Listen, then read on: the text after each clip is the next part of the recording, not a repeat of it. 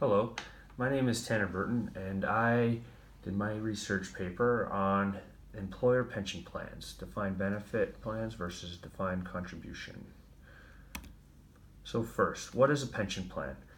A pension plan is a preparation strategy for an employee to save and grow money through the help of their employer. If you work for a company that does not offer pension plan benefits, you may need to plan your retirement on your own through other methods such as personal savings and investments or registered retirement saving plans. As a major part of pension plans are a major part of the employee benefits package that employers offer as part of their compensation to their employees.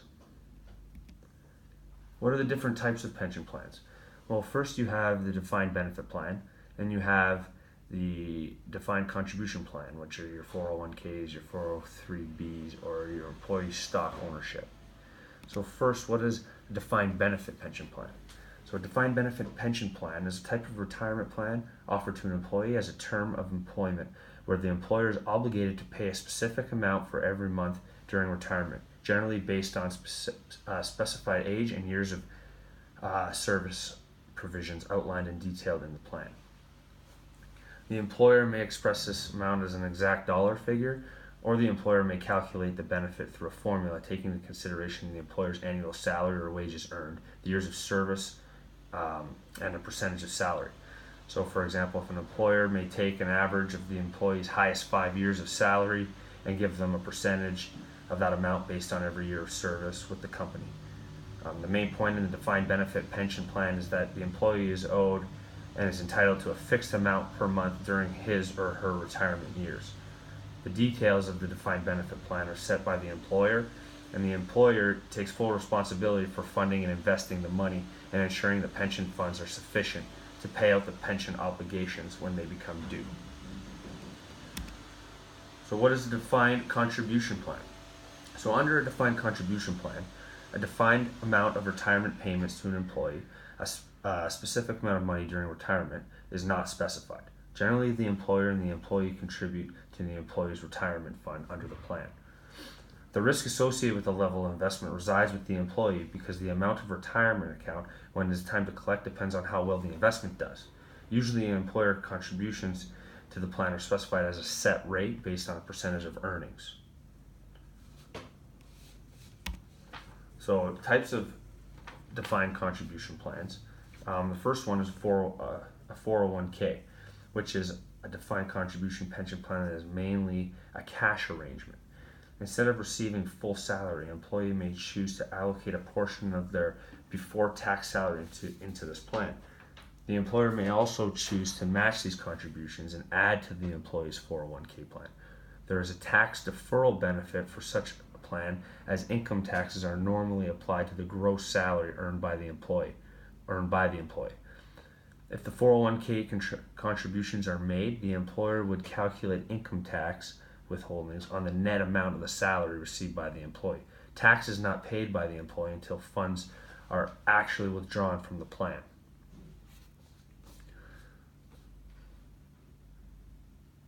So if you agree to put some of your salary away and not have immediate access to it, the tax system will tax that income, along with all the interest and other income it earns, when it is received rather than when it is earned. However, there is a limit to how much an employee can contribute from their salary to the plan each year. The employee is therefore responsible for their retirement income through contributing to the plan and directing their own retirement investment portfolio. So the next one, a 403b, it's very similar to a 401k, but the 403b plan is a tax shelter annuity plan for specific employees that work in like the day-to-day operations sector for like public schools or certain tax exempt organizations and like ministers. Only employers can set up a 403b retirement account for their employees. And the first benefit to the 403b plan is that income tax is not paid on the allowable contributions until withdrawals are made from that plan, which is usually a retirement. Allowable contributions in a 403b plan are taken from the employee's income. An additional benefit that this plan gains are also not taxed until withdrawn. And then the next one we have is the employee stock ownership plans, which are simply defined contribution retirement plans where investments are mainly in employer stock. So with this type of defined contribution plan, the retirement investment results rely on the performance of the company. With profit sharing plans, the employer determines annually how much the company will contribute to the retirement fund based on profits of the company. The employer uses a formula to determine how much money is allocated to each participating employee. So what are the advantages of a defined benefit plan? So an advantage associated with employer provided defined benefit retirement plans is that employees they'll have a level of comfort with respect to the amount of retirement earnings they will receive. It will be it's a defined amount which allows for more precise planning for the future. Another advantage: the employees do not have to be concerned with their investment decisions. What the investment returns are, as this is a responsibility of the employer. This is a significant benefit to the employee because no contributions are being made from the associates or the employee's salary or wage. But what are the disadvantages of a defined benefit plan? So there may be some disadvantages for employees with employee defined benefit plans. The defined benefit plan is generally stable, but the solvency of the company should be taken into account when you're presented with this option between defined benefit and defined contribution. The defined benefit program, if the company is no longer solvent, the retirement fund may not be there. It might not be available to participants. An example of this is the U.S. Steel Company, known as Stelco. It entered bankruptcy in 2014 with defined benefit pension plans funds totaling $838 million. So these were lost. And another disadvantage to the employer provided defined benefit pension plan is that the employee may not be around to collect the full benefits of the retirement fund, and such funds may or may not be transferable.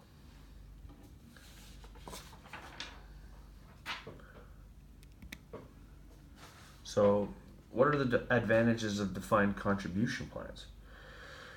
So, advantage with the defined contribution plan is there may be no limit to how much money can be put aside to the contributed plan for retirement. The employer and employee contributions to the retirement account can grow with sound investment decisions. The strength and state of the market also impacts the investment and growth of the funds. So since there is no ceiling on the level of investment, more gains can be realized,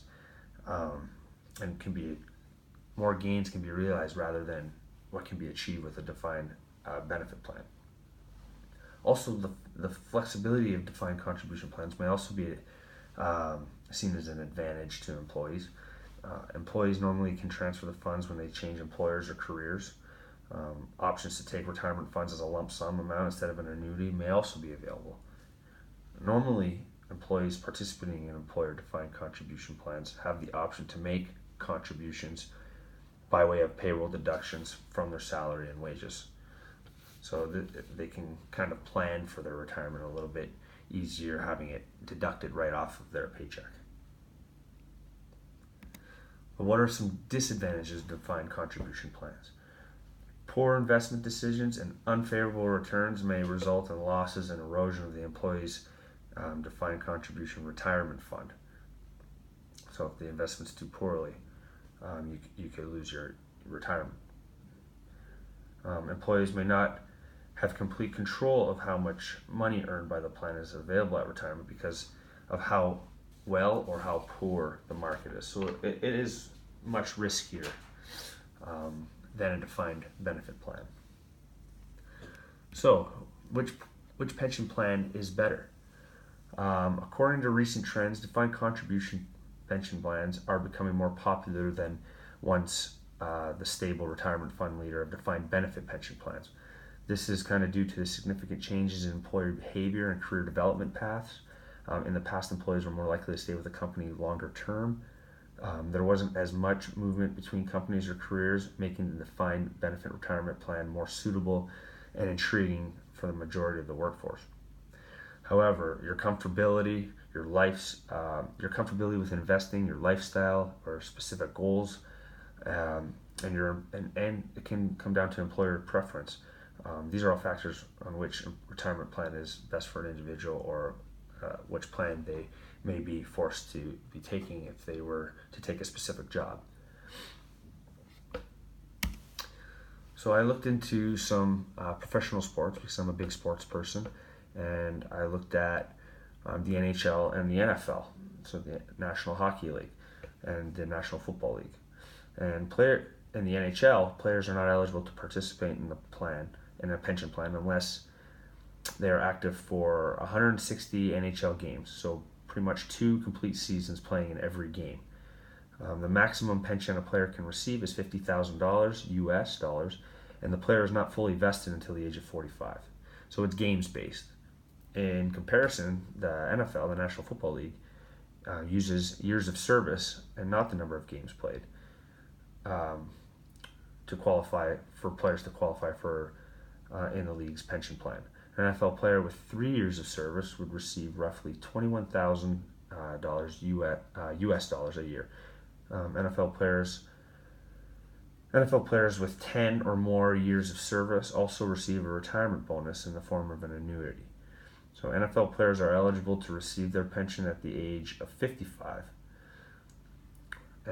What also is cool about the NFL is they also offer a generous 200% contribution to a player's 401k plan. So those kind of interesting facts that I found in professional sports. And they do, and professional, a lot of people think that these professional athletes make a lot of money. They do, but not all of them make that $100 million contract. There's a lot of pro athletes that, they rely on a pension after they're done competing. So it's good that these leagues have a pension in place. So in conclusion, there are many alternatives to consider when looking at a pension plan and the options when starting a career. Complete understanding of all compensation elements of an employment offer, including retirement arrangements, should be considered, not just your salary and other perks. You should look into the entire benefit package.